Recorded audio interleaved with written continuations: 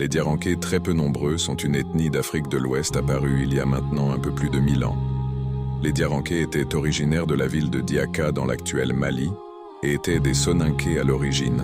En témoignent leurs noms de famille, typiquement Soninké pour la plupart comme Dabo, Dansoko, Diaby, Diakabi, Diaouné, Diawara, Doumbia, Dramé, Fadiga, Fofana, Gassama, Girassi, Kaba, Kaloga, Minte, Sako, Savané, Simaga, Soiré, Silla, Tunkara, Touré, et pour finir Wagé. Les Diakhanké, qui étaient des Soninké à la base, ont vu le jour après l'islamisation des Soninké du premier empire d'Afrique noire, l'empire du Ouagadou, également appelé empire du Ghana. Bien qu'étant islamisé depuis le 8e siècle, c'est après le déclin de l'empire du Ghana et les premières migrations en direction du sud que naîtront les Diakhanké, qui jusque-là étaient Soninké.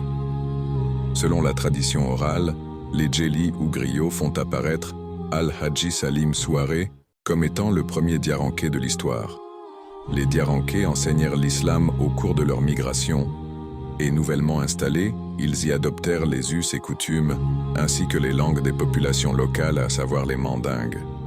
Les Diaranké perdirent leur langue de base qui était le Soninké au profit d'un dialecte mandingue ou malinké. En effet, la langue que parlent les Diaranké aujourd'hui est assimilable aux autres langues mandingues, telles que le Bambara, le Rassonké, le Malinké ou encore le Dioula.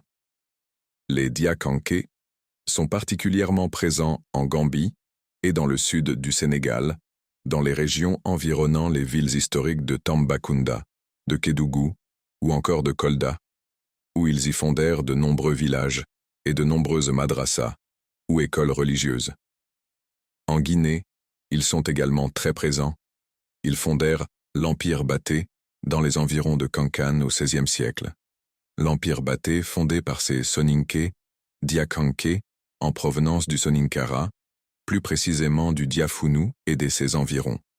L'Empire Wassoulou du très célèbre djihadiste Samori s'empare de l'Empire Baté 3 siècles plus tard en 1879. Les Diaranké fondèrent également la ville de Touba en Guinée, à ne pas confondre avec la ville religieuse de Touba au Sénégal, qui a vu le jour 3/4 de siècle plus tard. Voici donc l'histoire des Diaranké, groupe ethno-religieux qui s'est remarquablement illustré dans l'histoire de l'Afrique de l'Ouest.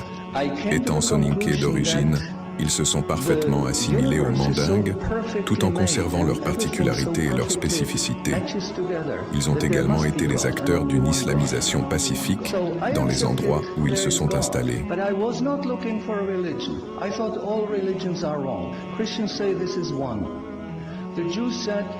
Jews are chosen people, and if you're not Jew, you're not chosen.